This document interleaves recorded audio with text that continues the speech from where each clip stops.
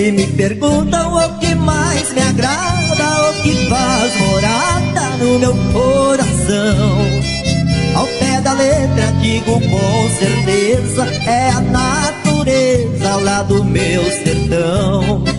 Fogo de chão, cigarro de palha, rede na varanda que é pra cochilar, e a passarada no romper do dia fazendo folia só pra me acordar.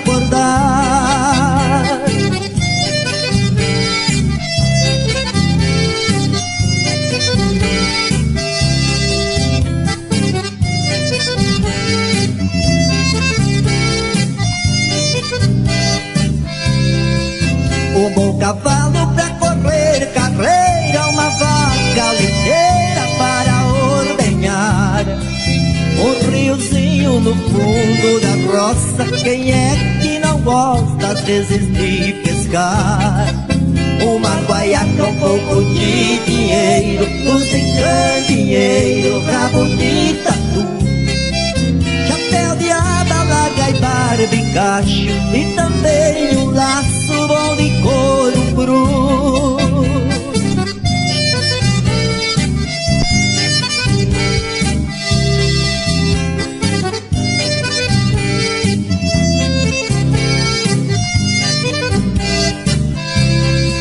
Faz muito tempo que eu vim pra cidade, mas felicidade não me acompanhou.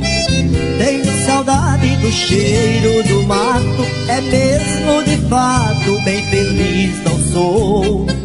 Sem meu ranchinho lá no pé da serra, sem arar a terra para a plantação, e a caboclinha que só se consola com moda de viola e amor de peão.